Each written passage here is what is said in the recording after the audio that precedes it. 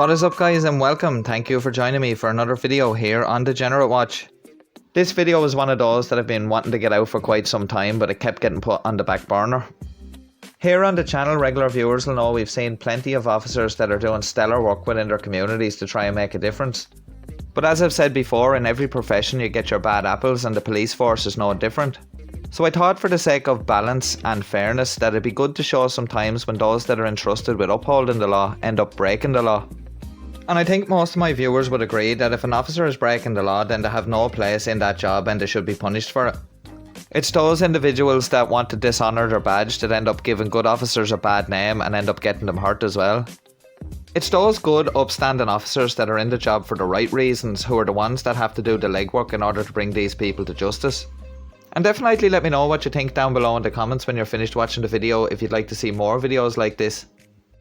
3 NYPD cops allegedly took thousands in cash payoffs to give business to one towing company. In over 100 accidents in Queens, the FBI says the 3 officers called that one towing company, illegally looking up accident victim information to pass on through the towing firm to give to a law firm for possible accident-related lawsuits. U.S. Attorney Mark Lesko says the 3 officers shamelessly violated their oaths of office and the public trust by trading their badges for cash payments.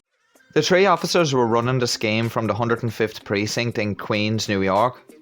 The 3 were arrested in May 2021. The 3 officers arrested were the alleged ringleader Robert Smith. Also arrested was Robert Hassett and Heather Bush. Smith, who retired in 2020, was allegedly caught on tape offering to deliver heroin for the drugs gang. They also alleged that he was caught on tape bragging about uncharged crimes that happened in the years that he was based at the 105th Precinct, and even after he retired, sometimes using racist language.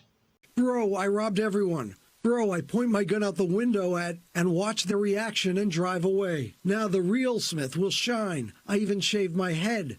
Klan. Smith pleaded not guilty in Brooklyn federal court and was ordered held without bail. NYPD Commissioner Shea immediately suspended current officers Bush and Hassett without pay, saying there's zero tolerance for this alleged corruption. As part of the towing scheme, the officers allegedly picked up thousands in cash in a set mailbox. With Smith retiring, he allegedly recruited Officer Bush to step in and take his place. In early 2020, Smith and Hassett also sold the names and contact information of automobile accident victims whose accidents occurred within the confines of the 105th Precinct for thousands of dollars in bribe payments, ostensibly so that the purchaser could resell that personal information to physical therapy businesses and personal injury lawyers who would contact the automobile accident victims as prospective customers.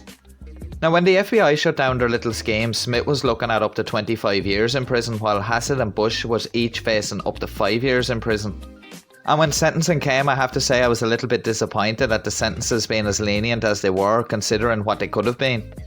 Smith pleaded guilty to the charges in October 2021 and was sentenced by United States District Judge Rachel P. Kovner on the 20th of April 2022 to 97 months, which is 8 years in prison. Heather Bush was sentenced in February 2022 to 6 months imprisonment after pleading guilty in August 2021. And the other defendant, Robert Hassett, who pleaded guilty in October 2021, is still awaiting sentencing. And like I said guys, I have to say I am very disappointed in the sentences being so lenient. The judge could have done a lot more there, and it would have sent out a clearer message to others in the force that are involved in corrupt activities that it doesn't pay off in the end. Next up, we're off to Rio Arriba County in New Mexico, where the county sheriff was convicted of bribery of a witness and harbouring or aiding a felon. The court had issued a warrant for the sheriff's cell phone, which he refused to provide the password for. This led to a bizarre standoff between Rio Arriba sheriff's deputies, Espanola police officers and Taos sheriff's deputies, which resulted in the departments drawn or nearly drawn weapons on each other. The undersheriff was arrested in August 2020 for his actions in the confrontation between the departments on the 21st of May 2020. So now we're going to take a look at some body cam footage of that incident. Let's get him on the opposite side of this truck. Cody? Let's go on the I can't opposite tell. side. Sir, let's walk over here. Why is that? Dude, that's messed up, Let's dude. walk over here. Sure. That's what I'm saying. Let's get him on the opposite side of this truck. Well, you got Tabitha over there. Right here, right here, right here. I got the press out here taking pictures of me in handcuffs.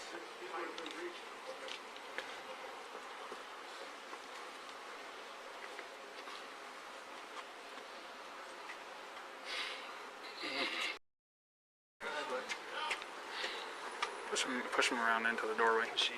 Yeah, push him around into the doorway. At least to the doorway. Aye! This is ridiculous.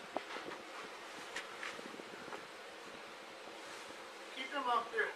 Hold on, we have press. Keep him up there. Come over here, sir. Keep him up there. Sheriff, Go. What are you stop, doing? stop, stop. Stay out here. Just stop, just stop, just stop. Ah, Jesus! Wait, Really? You don't have to. Look just to you, stand. look behind just you. stand. Just stand. Stand up, stand up. Put him on this side of the truck. Put him on the outside of the truck. It hurts. They're loose, sir. They're loose. No, they're not loose. They're not even. Sheriff, those are loose. Stick your finger in there. Can you stick your finger in there? Yes, I can. Well, they're hurting. Jesus. So, we have two search warrants. One is for the building. Okay. And one is for your iPhone. Okay. So I'm going to read a stipulation. Can you take these handcuffs off? They hurt. They hurt. Am I under arrest? You're being detained. Well, yeah. Why do I have to have cuffs on? They hurt. We'll take them off in a minute. This won't take long. You have a search warrant for my iPhone. You got my iPhone. You want a search warrant for the building. You're searching the building. I don't know what you're searching for, though. So this search warrant gives me the authorization to seize your phone. Okay. Search your phone. Okay. But it also gives me the authorization. So what I'm asking for you to do is unlock your phone, unlock it, give it back to me, and I'm going to remove the security settings. I don't want your passcode. I'm not asking for your passcode. I'm asking you to unlock the phone. Per the search warrant, you can read it if you want under number 2. Just a quick little side note on the fact that they're asking them for the passcode. As of this date, the US courts have not definitively ruled on the legality of search warrants requiring the owner of a phone to give up their password. This topic has actually come up for debate in Ireland here recently, with the government looking at reforming the powers that the Gardaí have. I understand the thinking that if they have the phone, what's the use of having seized the phone if they can't get access to the information on it? But at the same time, there's a fine line to be treaded between the rights of people's privacy and then investigating criminal activity also. And I can understand people's concerns about it being abused. I'd be interested to know what you guys think, so don't forget to let me know down below in the comments. I will if I get a chance to talk to my attorney. It doesn't work like that. Marty! This is not a negotiation. Get off. This is not a negotiation. I'm telling you, the warrant says it right there. You can talk to your attorney when this is all I've done. been asking. When this is all done, you can call your attorney. But right now, we're trying to get you to comply with the warrant. The warrant stipulates exactly what we want. You give us that, we'll get the phone, we're out of here. That's it. What do you want to do, Sheriff? Right now, I'm under arrest. You're Because detained. I am under arrest. I am in handcuffs. I'm not free to leave. I'm not free to leave? Am I free to leave? No. No. For a second there, I thought I was editing a frauder compilation when I heard that. Thought the old sheriff there was just going to give the script a go. Then, if I'm under arrest, I have a right to an attorney, correct? You do. Okay. And I'm not questioning you. I'm invoking I'm my telling- right to I'm an attorney telling- right now. Okay. Do you understand that? So take him in. Book me for Booking. what? For obstruction. Obstruction. Unit. Booking. I'm not obstructing. Take him over here to our unit. Take him over here to our unit. Over here, Sheriff. Over here. Sheriff. Just They're gonna book me. walk this way. Walk this way. Really? Look. Stop, Sheriff. stop. Just walk. Stop, Sheriff. What are you doing? Look, what is this? I'm telling you what the warrant stipulates. I understand that. I told you what the warrant stipulates. You have every opportunity to cooperate. You want to cooperate, you're going to jail. Have a seat, sir. Can you move these to the front? No, sir. Against department policy. Have a seat. Well, it's tighter than hell. They hurt. Sheriff, those are very, very loose. Really? Step Nah. up. Let me see if I can fix them. They're very, very loose. The situation at one point was very, very tense, with sheriff snipers being deployed on the scene. They must have expected real trouble here from these sheriff's deputies. But luckily here in this incident they weren't actually needed as everything ended peacefully. Local news networks covered the story and had more information into why the sheriff was being investigated in the first place. Let's take a quick look. With the help of the Taos County Sheriff's Office, Espanola Police once again went to serve Sheriff James Lujan with a search warrant for his cell phone. This is ridiculous. Police say Lujan's phone could have evidence of him interfering with criminal cases involving Espanola City Councilor John Vigil and a man with a long criminal record, Philip Chacon. Got it. But even after Lujan handed over his phone, police still needed him to unlock it. I will if I get a chance to talk to my attorney. It doesn't work like that. Marty, It's not a negotiation. mira. Meanwhile, Under Sheriff Martin Trujillo got to the scene. But no, just stay here. No, I can't have you enter the scene. Interim Police Chief Roger Jimenez then shows up and has a heated conversation with the undersheriff. You know how it goes.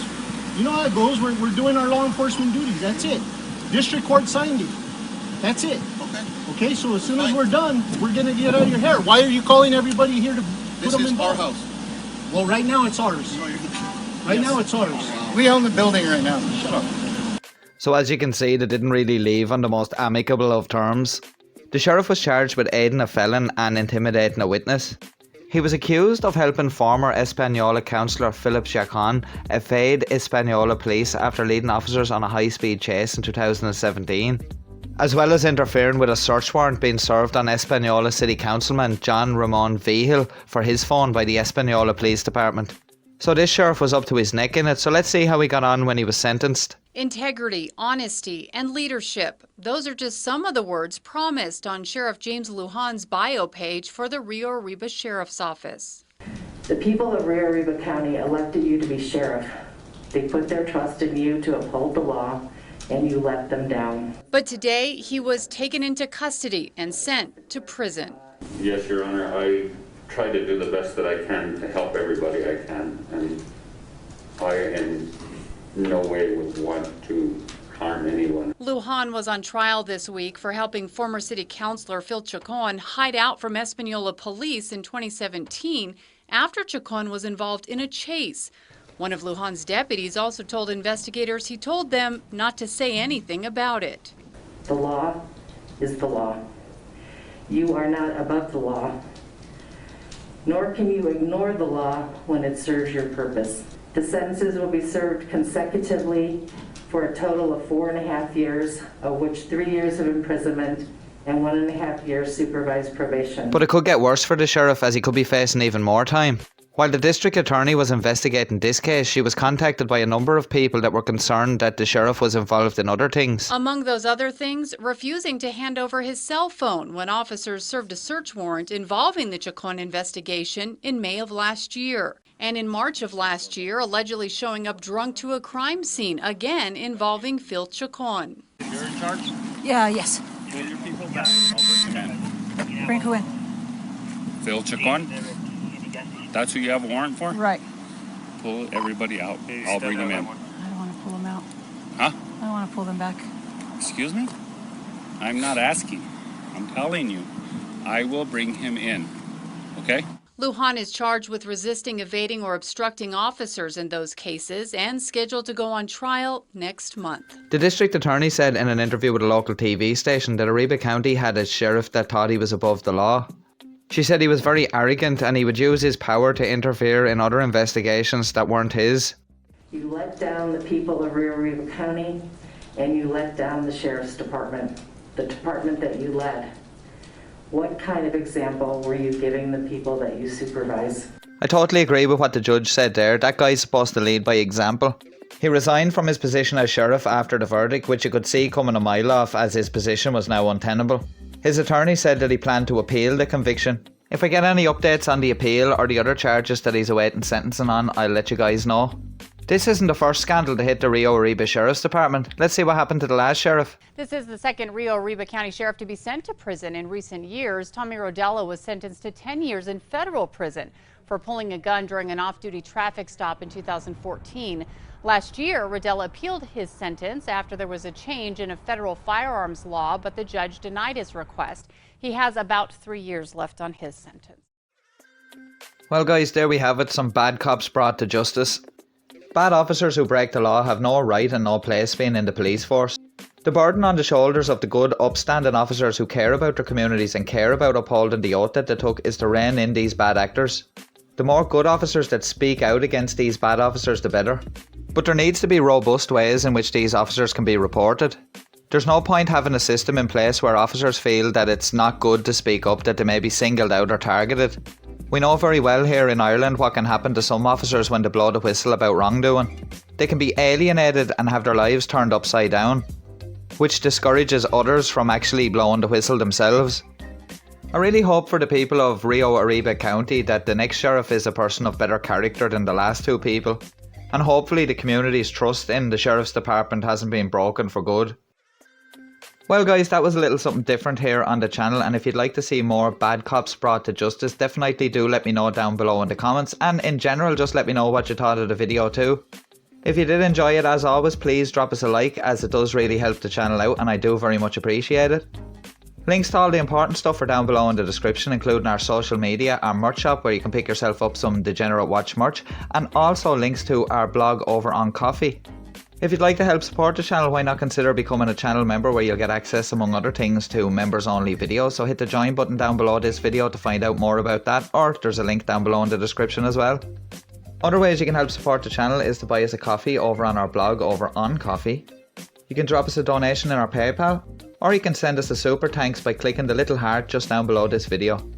All your help is very much thoroughly appreciated and keeps the channel moving forward, and I'd also like to give a big shout out to all our channel members for their continued support. As always, I'll be back in the next couple of days with another video here on Degenerate Watch. I do hope you'll join me then.